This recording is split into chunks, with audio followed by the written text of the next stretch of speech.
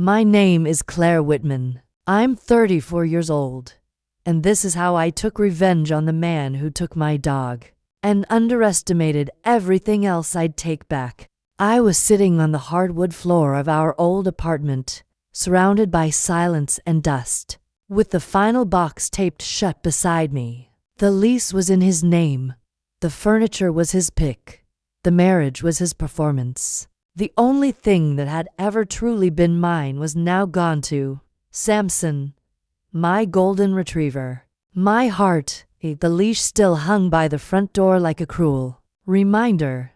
I hadn't had the strength to take it down yet. For 2 years.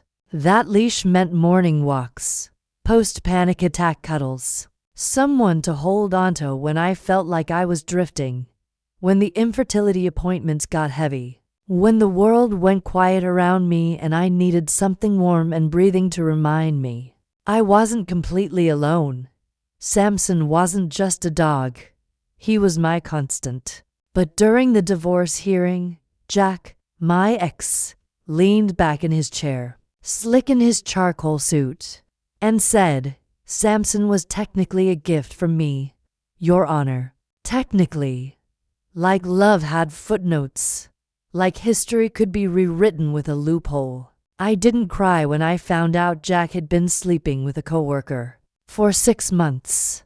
I didn't cry when he told me I was too emotional and maybe that's why the embryo transfers never worked. I didn't even cry when I moved out and left behind the couch I paid for. But the day he clipped Samson's leash and walked him out the front door like I never existed, I shattered. I sat down on the floor and cried until my chest hurt. And when I finally stopped, I looked at that leash, still hanging, still waiting, and I whispered to myself, this isn't over. Mason and I met in college, junior year, English Lit. He was the kind of guy who made professors laugh, who always had a group around him, who wore ambition like cologne. He said I was refreshingly steady. I thought it was a compliment. By 26, we were married. We bought a cozy little craftsman-style house on a quiet street with hydrangeas in the front yard and a refinished porch swing. We threw wine nights, posted anniversary selfies, filled our cabinets with hand-labeled spice jars. From the outside, we looked like Pinterest in motion. But things shifted after the miscarriage. It was early, only 8 weeks. But it felt like something permanent had been ripped from me. I needed to talk about it. Mason needed space. He threw himself into new real estate deals, working late, always on the verge of a major investment. He said I was being dramatic. He said I should be grateful it happened early. I stopped talking. That's when I found Samson. He was a golden retriever pup from a rescue shelter I'd volunteered at in high school. One look at his big brown eyes, and I melted. He came home with me that same afternoon, a ball of fur and clumsy paws. He was everything warm I didn't have anymore. He slept by my side every night Mason didn't come home. He licked my tears. He rested his head in my lap. When the silence in our house grew too loud, I tried therapy. Mason tried other women. First it was long absences, networking trips to Austin, Denver, Cabo. Then it was vague text messages and locked phones. And then my world collapsed. Not because of what I found, but because of how unsurprised I was. She wasn't just his assistant. They had inside jokes, shared playlists, weekend plans. He took her to restaurants I begged him to try with me. I saw everything in the text thread, everything I didn't want to believe. I didn't scream. I didn't throw things. I filed for divorce. Clean, quiet, dignified. But he wanted more than out. He wanted everything. He demanded the house, said it was better for resale under his name. He demanded Samson, called him a great social dog for open houses. I laughed in court. I actually laughed, but the judge didn't. And when Mason smugly told them he had proof he paid the adoption fee, and that Samson was his gift to me, the judge ruled in his favor. Just like that, the love of my life was walked out of the courtroom with a man who never deserved him. That's the moment something in me broke. But it didn't break down. It broke sharp. A week after the court ruling, I drove past the old house, our house, to check the mailbox I'd forgotten to redirect. I told myself it was just for the mail, that I wasn't checking on him, that I wasn't holding onto some broken hope.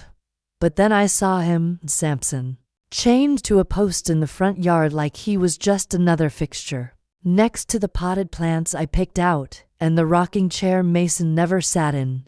He looked thinner. His coat wasn't brushed. There was no water bowl in sight. He barked the second he saw me. That deep, confused bark. And then he whined, desperately, tugging against the chain until his paws slipped on the concrete. I didn't get out of the car. I couldn't. I drove away shaking, biting my lip so hard I tasted blood. The next day, I called Mason. I didn't even plan what to say. I just asked, calmly, quietly, if I could come by and see Samson, just for a few minutes, to bring him treats, a toy, anything. He actually laughed. He's fine, Mason said. He's just a dog. Jesus. Claire, maybe get another one. I hung up before I cried. I wasn't going to give him the sound of my tears. But that night, I didn't cry. I opened my laptop. I didn't search revenge blogs or Facebook rants. I opened property tax records, building permits, county development filings, all the databases Mason had trained me to use when I helped him during the early days, when I was the one quietly managing his back-end listings, formatting reports, checking zoning laws while he played mogul. I'd helped him get his first 5 flips. I'd been the unpaid team. And now, I was going to be something else entirely.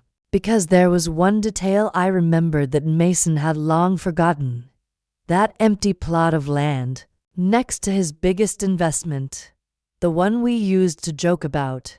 Someday, we'll buy it and build something better. He never did. But I knew who owned it, and I still had their contact saved.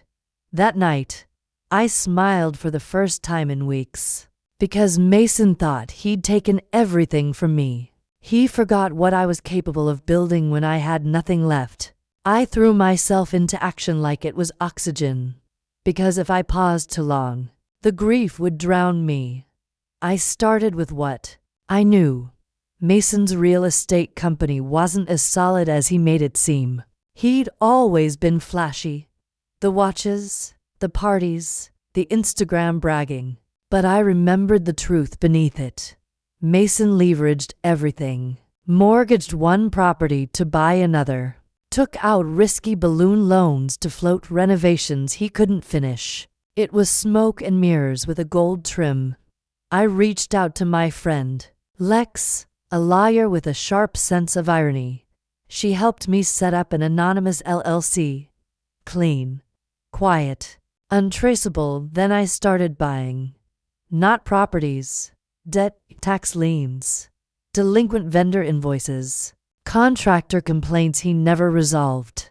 I watched from a distance as Mason threw another rooftop party and posted selfies in front of cars he didn't own. And I smiled while I dug through records like a surgeon. He'd skipped payments, deferred obligations, built his whole empire on sand. Meanwhile, I played nice. I sent polite texts. Hey, your mail's still showing up at the old apartment. Should I drop it off? I liked his real estate posts. I even sent a thank you message for giving me the space to grow. He had no idea. None. But some nights, I'd lie awake, staring at the ceiling and wonder, Asterisk, is this petty? Is this vengeance? Is this who I am now? Asterisk, then I'd look at my phone, the lock screen photo of Samson sleeping with his head on my lap, and I'd remember the sound of his whine when he saw me from that chain. I kept going. I even enrolled in a real estate crash course.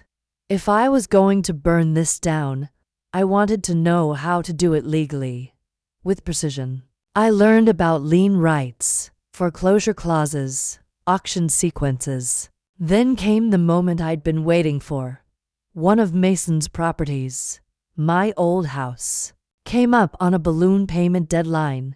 He missed it. I'd been tracking the payment calendar for weeks. Claire Whitman LLC moved fast. I bought the lien that very morning. It felt surreal. My name, well, my alias, was now on the official record as the note holder to the house I once folded laundry in, the place where I built the life he threw away. Legally, I owned the debt, and he had 60 days to pay me or vacate. When Lex handed me the documents, I just stared at them for a moment, not with glee, not with rage, just quiet clarity. This wasn't about revenge anymore. This was about justice. For every night I cried, alone while he was with someone else. For every therapy session I went to alone. For every second my dog was treated like trash. I wasn't taking back the house. I was taking back my power. The knock on Mason's door wasn't a surprise. It was scheduled, documented, notarized, and fully within my rights as the lien holder. Legally, I had to inspect the property before initiating foreclosure. I'd waited weeks for this. He opened the door in boxers, half asleep, cocky smirk, already forming, until he saw the clipboard in my hand.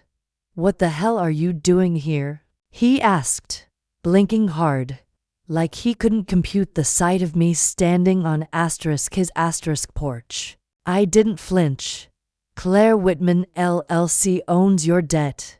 You missed the balloon payment. That gives me the right to foreclose."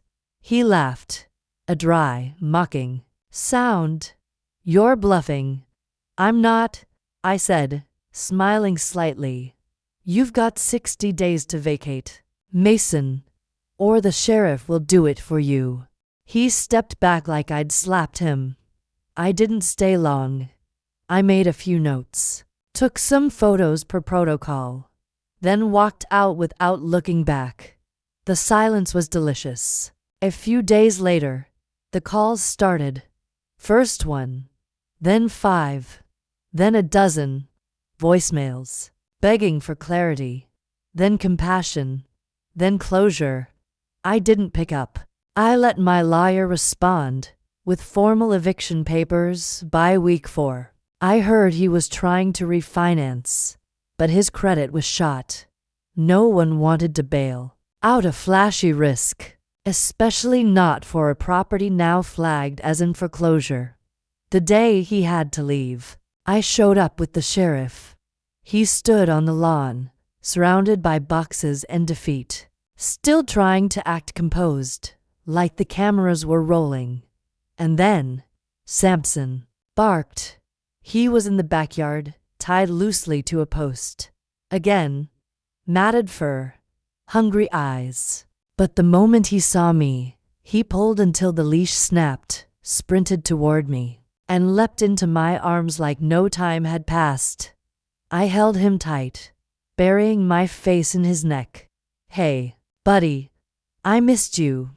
Mason looked like he might collapse. "Claire, come on. You got the house. Don't take the dog." I stood up, brushing Samson's fur from my coat. "You never deserved either," I said. Then I turned and walked away, leash in hand, heart steady, justice served. The house felt different the moment Mason left, like it finally exhaled. I spent the next month renovating, not out of spite, but to make it mine again.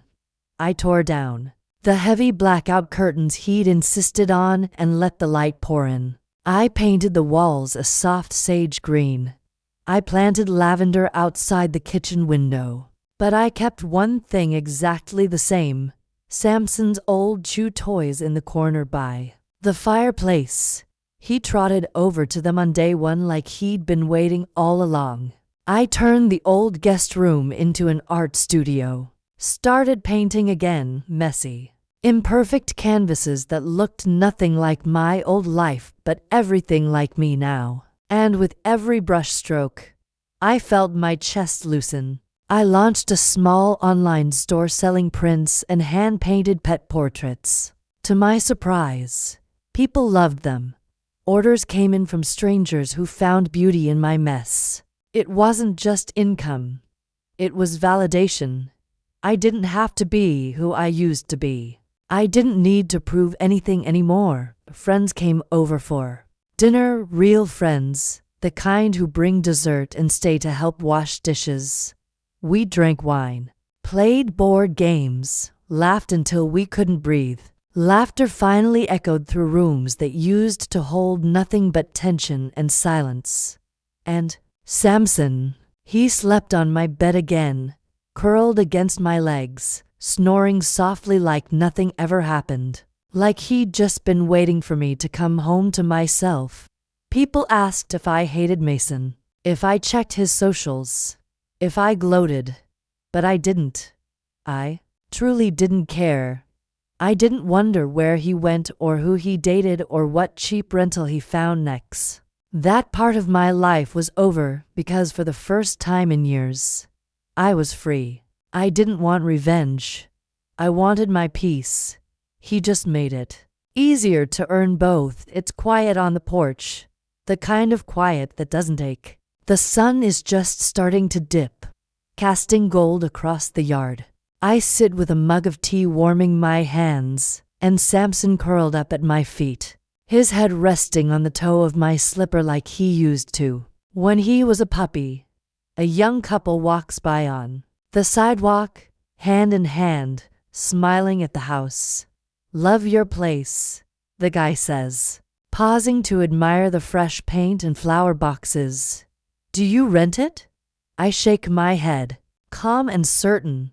"No, I fought for it." The woman kneels down to pet Samson.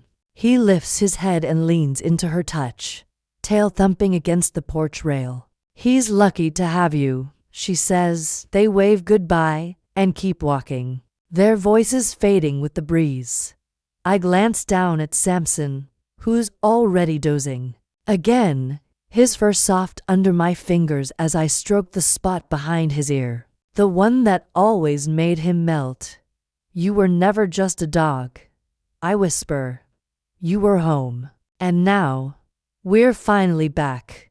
He lets out a deep, contented sigh. The porch light flickers on. The house is quiet. Mine? Final line. Asterisk asterisk. He took the leash. I took the keys. Asterisk asterisk.